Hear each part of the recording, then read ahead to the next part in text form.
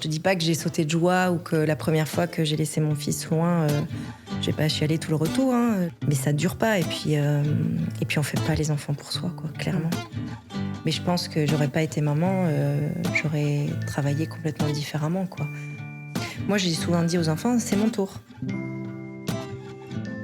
Bienvenue dans Le Juste Rythme, le podcast qui explore le cœur, le corps et la tête. Je suis Marion Béchade, une femme, une mère, une entrepreneuse passionnée, mais souvent débordée, en quête chaque jour d'un peu plus de sérénité. Un podcast pour se déculpabiliser et peut-être se donner une nouvelle impulsion. Le Juste Rythme est soutenu par l'Auberge Basque, une maison relais et châteaux. Du 9 au 11 novembre, nous vous proposons une retraite de yoga. 3 jours pour ralentir, respirer et se ressourcer. Au programme, des pratiques quotidiennes, des ateliers de yoga, des brunchs gourmands, des dîners étoilés, sans oublier des randonnées entre montagnes et océans. Toutes les informations et réservations sont sur le site de l'Auberge Basque, www.aubergebasque.com. En ce mois d'octobre rose, nous souhaitons adresser un message particulier à toutes les femmes. Prenez soin de vous, offrez-vous du temps pour votre bien-être et votre juste rythme. Bonjour Servane. Bonjour. Avant qu'on commence à échanger, est-ce que tu peux me dire dans quelle énergie tu es tout de suite maintenant ? La vérité. La vérité, à l'instant T, c'était le clap 3. Je me dis, c'est plutôt cool un 3 pour quelqu'un comme moi qui est 3, dans l'énergie de la création et de la communication. Génial. Servane, tu as 2 regards qui se répondent, celui de la photographe et celui de la numérologue. Avec ton appareil photo, tu sais capter l'intime, l'authentique, la vérité d'un visage. Avec la numérologie, tu aides chacun à lire ses cycles, ses forces, ses zones d'ombre et de lumière. 2 approches différentes et pourtant un même fil rouge permettent aux autres de se voir tels qu'ils sont, de se reconnecter à leur essence. Tu es une femme de sensibilité, de profondeur et d'écoute et je suis très heureuse de t'accueillir aujourd'hui dans le Juste Rythme pour parler de ton parcours, de ton féminin, de ta créativité et bien sûr de ton juste rythme. Donc, entrons maintenant dans ton histoire et ton parcours.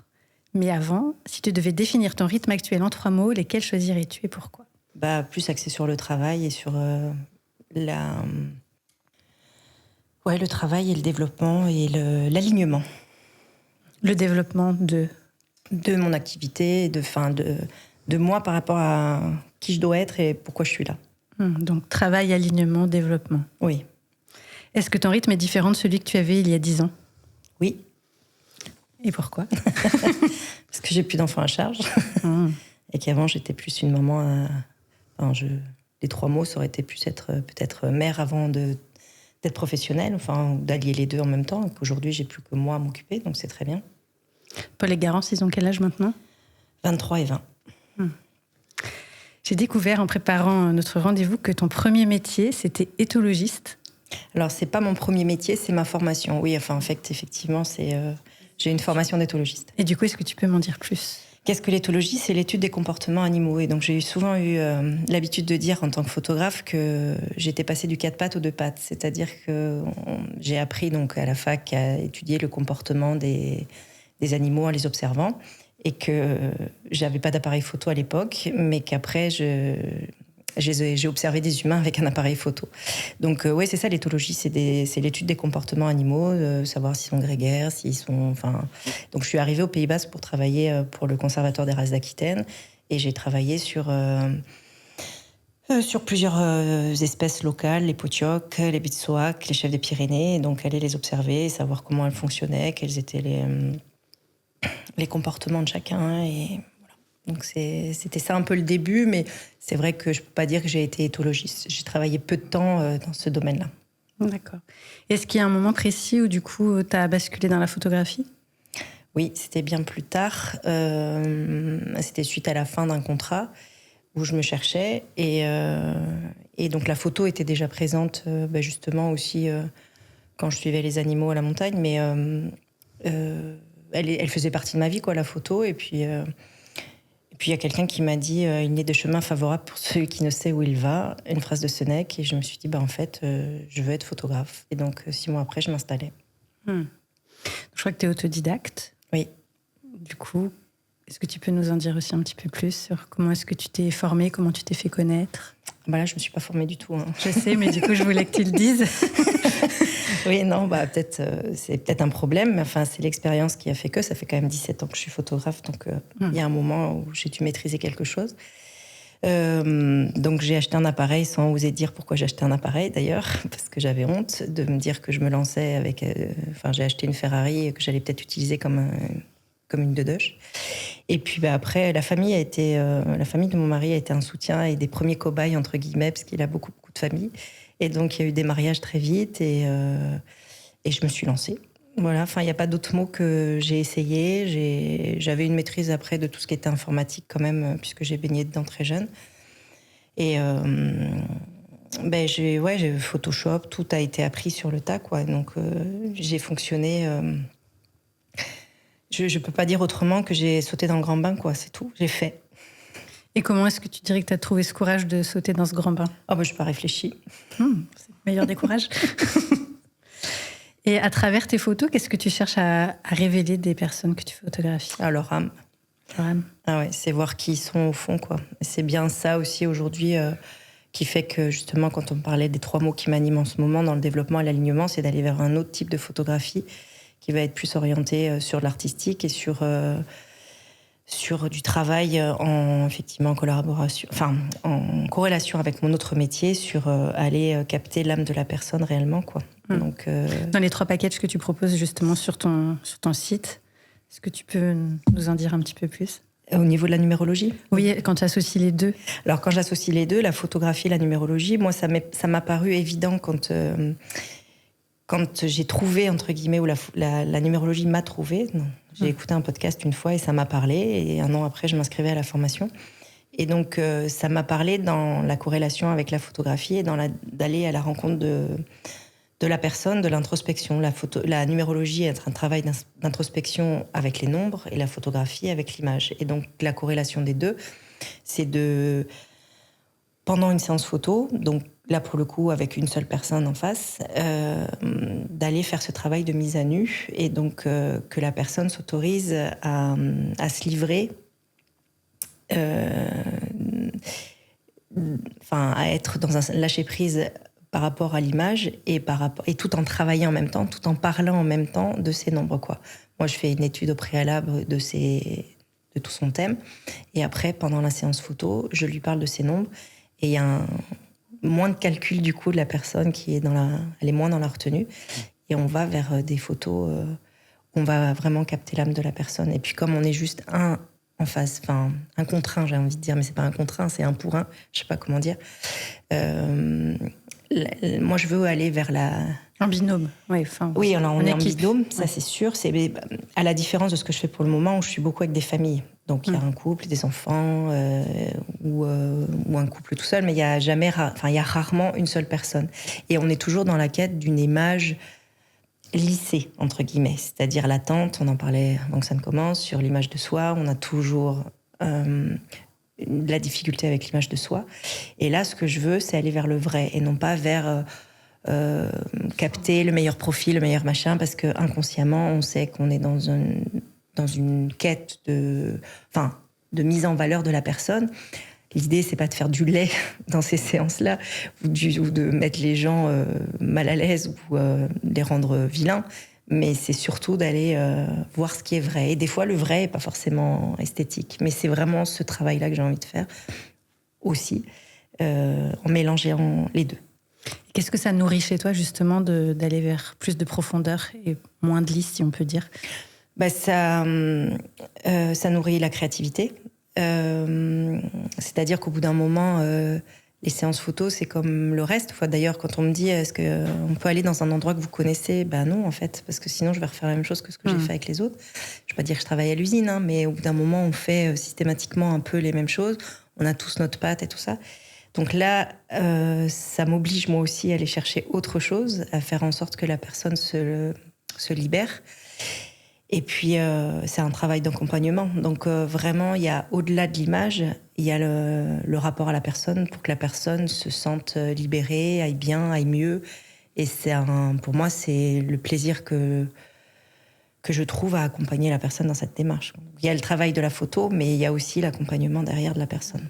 Et comment la numérologie, elle est venue, du coup, compléter ton travail de créativité ? Exactement. Alors, au départ, c'était pas dans un but créatif. Je l'ai trouvé dans un but plutôt d'aller nourrir le cérébral.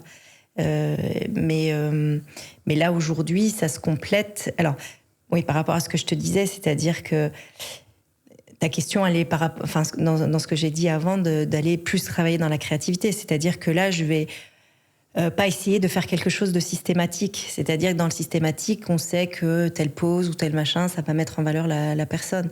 Là, la démarche, elle est pas du tout la même. Elle est personnalisée. Ouais, mais elle est toujours personnalisée, si tu veux. Mais là, c'est l'objectif. Il n'est pas de faire en sorte que la personne soit belle, avec la jolie lumière, le machin, le truc. Enfin, c'est qu'elle soit vraie. Et donc là, la quête, elle va être complètement différente parce que la façon... Enfin, tu vois bien comment je fais quand je fais des séances photos. Je parle aux gens déjà. Mais je fais en sorte de les mettre dans un état d'esprit où ils sont confortables, à l'aise, que là, je vais peut-être aller chercher quelque chose d'inconfortable. Et pour le coup, la créativité, elle va se mettre en place en essayant malgré tout, de faire de la photo en ayant quelqu'un en face qu'on peut déstabiliser. Et quand tu dis déstabiliser, du coup, est-ce qu'on peut rebondir là-dessus et te demander comment se passe une séance de numérologie ? Alors, une séance de numérologie, généralement, ça dure entre 2h30 et 3h. Ou plus. Ah non, 3 heures. Il faut pas plus. Déjà, il faudrait même diminuer un peu parce que ça peut... généralement, les gens, ils ressortent sans avoir vu le temps passer, mais des fois, ils sont fatigués quand même après. Et donc, c'est une consultation qui dure, donc 2h30, 3h. J'ai pris toutes les informations préalables, les prénoms, le nom, enfin l'identité civile, la date de naissance, on calcule tout un tas de nombres et à partir de là, j'aborde tout ce qui a trait à la personnalité et à la temporalité, donc les deux grandes dominantes de la numérologie. Et donc en fait, avec chaque personne, ça se passe potentiellement différemment parce que moi, j'ai aucune information si ce n'est les nombres au départ. Et je suis pas Madame Irma, je sais pas comment ça va se passer. Et après, c'est juste de définir... avec eux, au fur et à mesure, tu commences à présenter un nombre, tu demandes à la personne si ça lui parle, et à partir de là, si ça résonne pour elle ou pas, on va avancer petit à petit en regardant tous les nombres, comment ils vont s'harmoniser les uns avec les autres au niveau de la personne, sachant on a beaucoup de nombres qui nous composent, c'est pas un seul nombre. Et à partir de là, c'est comme si c'était des notes de musique, on essaye d'écrire une partition, mais la partition qu'on va écrire à 20 ans, à 40 ou à 60, c'est pas la même. Et même si tu prends deux personnes différentes qui ont exactement les mêmes nombres, ils vont peut-être pas écrire la même partition. Ils vont avoir des traits de caractère en commun, mais ils vont les assembler ou les faire résonner les uns avec les autres différemment. Il y en a où certains nombres vont appuyer plus que d'autres, et donc ils vont avoir en reflet un trait de caractère qui va ressortir davantage qu'un autre, que chez une autre personne. Et est-ce que tu dirais que faire une séance de numérologie, ça peut aider dans le cadre du thème qu'on regarde aujourd'hui, qui est trouver son rythme, qui est aussi trouver son alignement. En quoi est-ce que ça peut aider, la numérologie ? En fait, ça aide à se connaître. Donc, pour chaque nombre, en fait, c'est comme si tu avais une balance avec un équilibre, un plus et un moins. Tu balances, donc on n'est jamais complètement à l'équilibre, on est toujours dans un équilibre précaire entre le plus et le moins. Ce qu'il ne faut pas, c'est complètement être dans un sens ou dans un autre. Et donc, en quoi ça peut servir sur notre rythme ? Ça apprend à nous aligner, donc à savoir quels sont nos travers, même si on les connaît. Là, on nous les explique. Ça peut être rassurant. Et surtout, on donne des petits tips pour réaligner tout ça, pour dire, je sais pas, tu procrastines ou je sais pas quoi et quoi. Rectifie. En ayant conscience des choses, tu vas pouvoir rectifier et ne pas subir. C'est ça la différence et c'est en ça que tu vas pouvoir t'aligner. Et même donc entre la personnalité et la temporalité, ajuster aussi avec le temps qui passe en se disant je suis dans une période qui va être plus favorable pour faire telle et telle chose. Donc à partir de là, je vais peut-être réajuster ma façon de faire en fonction de la temporalité. Mais principalement, parce que sur 3 heures, on n'a pas trop le temps de développer la temporalité, principalement ce que ça explique, c'est comment être bien pour être aligné et quels sont mes travers et comment réajuster. Et à partir de là, je donnais l'exemple de la procrastination. Quelqu'un qui a du 1, il doit être dans l'action, dans le faire, dans l'action. Mais s'il est bloqué, il peut complètement procrastiner, tout le temps remettre au lendemain et ne pas être dans l'action et avoir l'impression qu'il est l'achat et qu'il est tranquille, que tout va bien. Mais c'est complètement contre-indiqué pour lui, à contre-courant pour lui. Quand tu lui expliques de se remettre en mouvement, ça va être difficile au départ, mais il va se sentir tellement mieux et ça va devenir un cercle vertueux. Il va avoir conscience que quand il remet au lendemain, sur le moment, il se dit ouais, allez, je ferai ça demain, mais c'est agir contre lui. Et que s'il fait le truc de suite, il va retirer beaucoup plus de plaisir que d'être resté à attendre le lendemain pour le faire. Donc c'est en ça, c'est donner des petits éléments pour se réaligner. Et du coup, si je reviens à toi et la numérologie, tu dis que tu as entendu un podcast à ce sujet, que ça t'a parlé et que tu t'es inscrite à la formation. Qu'est-ce que ça a changé dans ta vie et dans ton rythme ? Qu'est-ce que ça a changé ? Ça a changé petit à petit dans l'organisation de mon travail, dans le fait d'équilibrer entre la photo et la numéro, de le proposer comme une prestation et de trouver un équilibre entre les deux. Ça a changé dans mon quotidien parce que j'y pense tout le temps, que je calcule tout le temps et ça peut saouler d'ailleurs l'entourage parce que je calcule pour tout le monde et je sais que tel jour, si t'es en jour 4 ou si t'es en jour 3, eh bien c'est mieux de faire comme ci ou c'est mieux de faire comme ça. Et moi je réfléchis tout le temps effectivement à ce qui est bon pour moi je réfléchis tout le temps. Ça devient naturel au bout d'un moment, mais oui bien sûr j'ai compris comment. Parce qu'on a l'impression de toujours bien se connaître, mais des fois on subit, je trouve. Et que là, je le fais en conscience. Donc si j'ai un travers... j'ai pas changé fondamentalement. Je suis toujours comme ci ou comme ça. Mais je sais pourquoi. Et à partir de là, c'est plus facile de réajuster quand je dérape, quoi. Et qu'est-ce que tu ne subis plus, du coup, aujourd'hui, que tu subissais il y a 10 ou 20 ans ?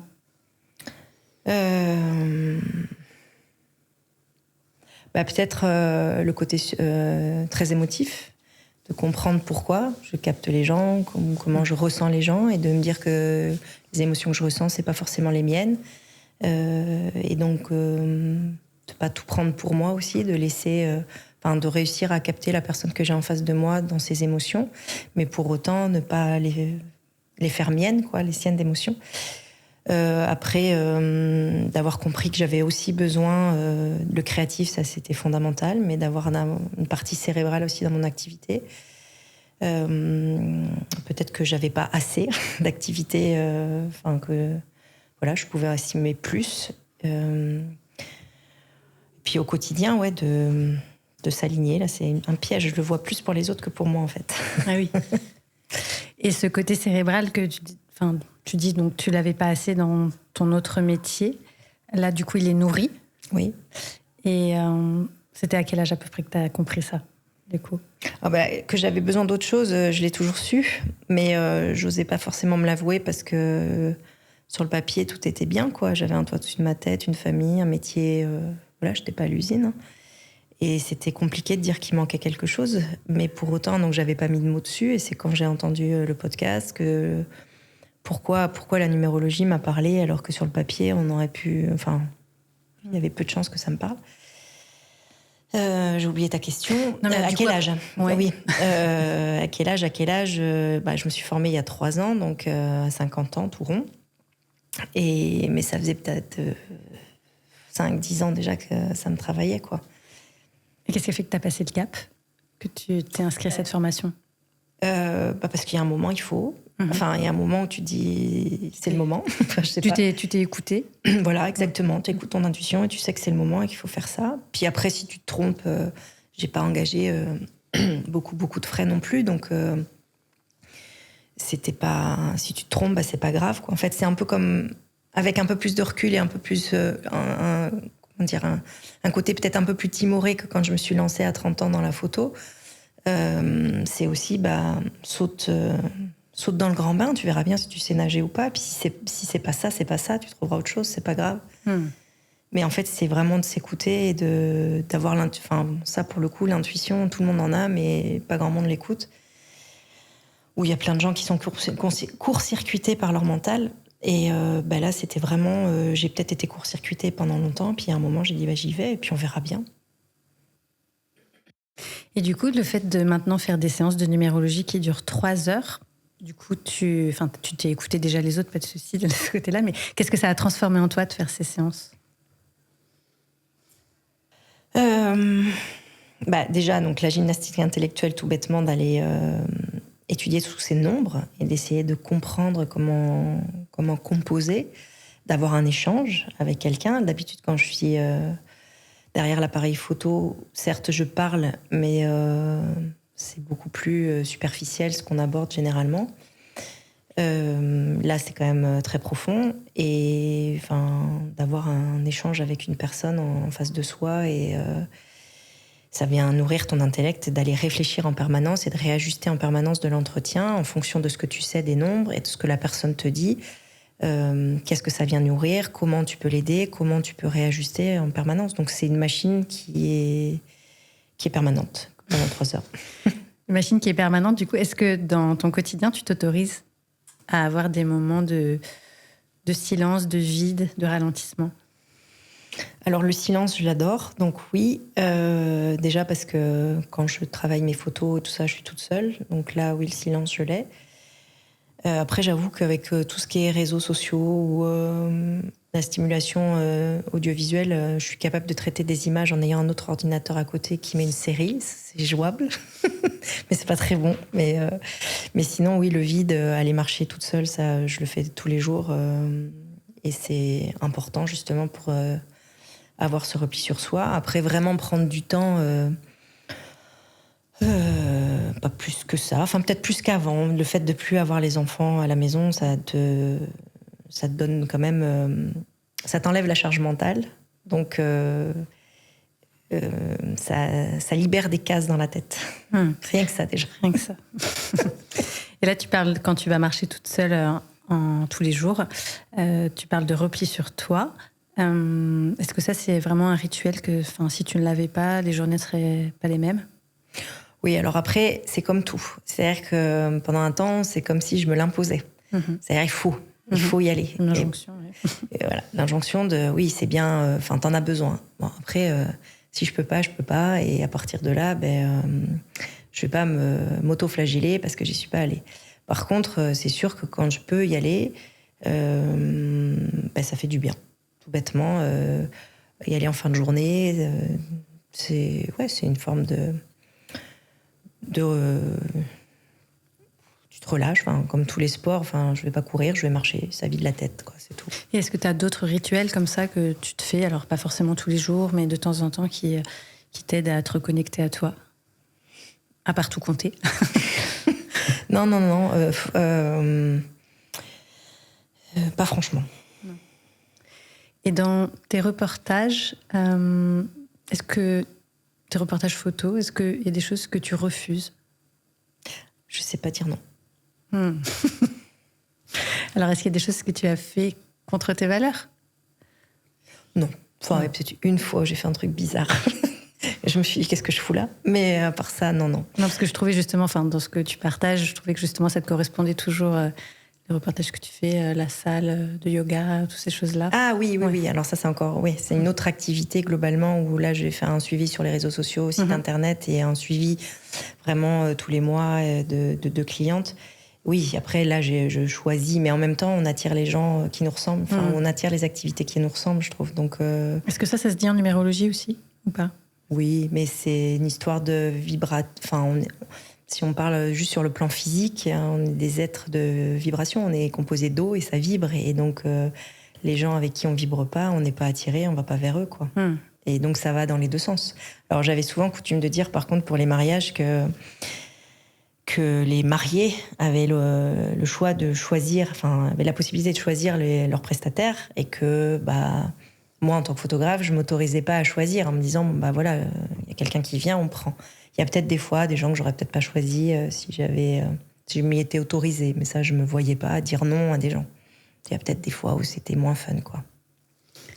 Du coup, tu t'autorises jamais à dire non? Un peu plus. Un peu plus. Mais est-ce que c'est un rapport avec les temps qui passent? Oui, peut-être aussi. Puis à se dire que, oui, dans le fait du temps qui passe, c'est pas s'embêter maintenant à faire des choses qu'on n'a pas envie de faire. Qu'est-ce qui est chouette à plus de 50 ans? C'est très égoïste. Vivre pour soi. Vivre pour soi, oui, non, c'est se dire... c'est cette fameuse charge mentale qu'on n'a plus, quoi. Et que j'attendais avec impatience. J'ai beau adorer mes enfants et être super contente quand ils reviennent, mais de plus être obligé de penser s'il y a la danse, le foot, le machin, le truc, s'il faut aller à la réunion parents-prof, s'il faut... de plus avoir tout ça à penser et d'avoir du coup à penser qu'à soi, mais pas dans le mauvais sens du terme, mais à faire des choses pour soi. Donc c'est en ça que c'est peut-être très égoïste, mais non, puis c'est ce qu'au dit Florence Foresti, quoi. C'est l'adolescence avec une carte bleue, donc c'est cool.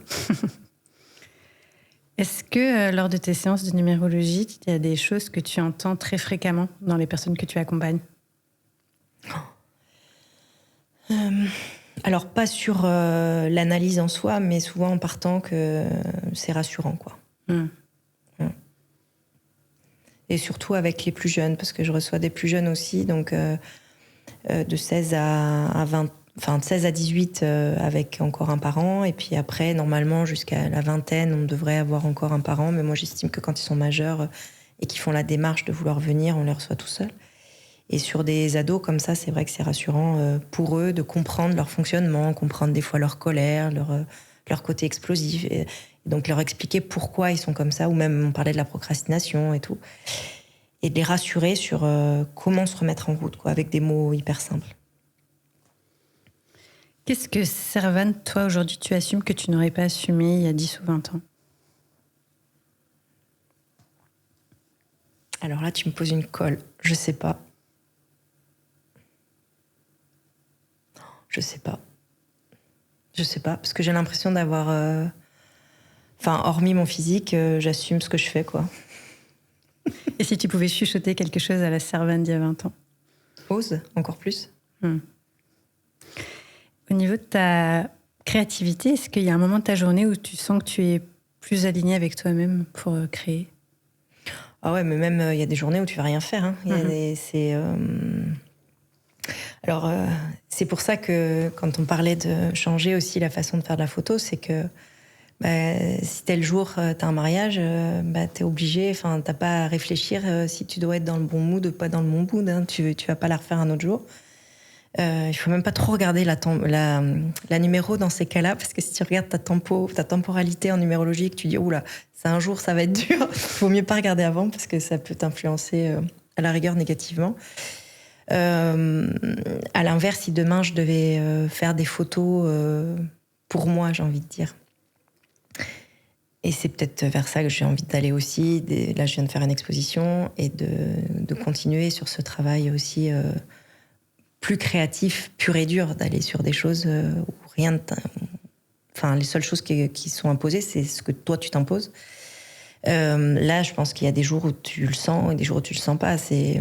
J'écris aussi depuis quelques mois et il y a des jours où ça sort, puis il y a des jours où ça sort pas du tout, quoi. Donc, il y a une rigueur peut-être aussi à avoir quand même dans la créa, mais il faut le sentir. Enfin, là, pour le coup, je crois vraiment que c'est au ressenti aussi, quoi. Et quand ça veut pas, et cette rigueur, du coup, tu lui donnes quand même une place ? Ouais, parce que c'est en moi.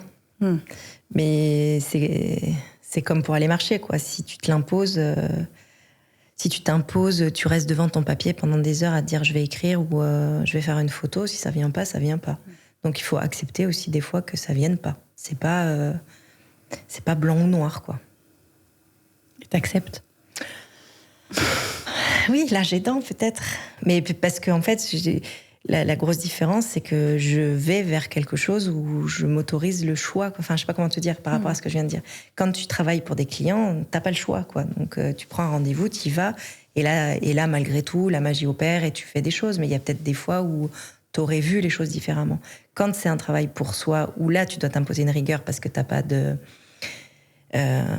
deadline ou t'as pas de rendez-vous ou même des fois t'as même pas l'idée, tu sais que tu veux faire quelque chose mais tu sais pas où tu vas, il faut s'imposer une forme de rigueur, mais tout en s'autorisant aussi à ne pas réussir ou à rien faire ou à faire quelque chose qui ne plaît pas, quoi. Et ça, c'est des réflexes, enfin s'autoriser comme tu dis, c'est des choses qui sont arrivées récemment ou que tu as toujours eu en toi? Ah non, de toute façon tout ça c'est hyper récent, quoi. C'est-à-dire que pour l'instant j'étais que dans l'entrepreneuriat, de trouver des clients et gagner ma vie, quoi, en fait. Est-ce que tu dirais que ton féminin nourrit ton travail? Oui. Oui, ça c'est sûr. Mon travail de photographe comme de numérologue.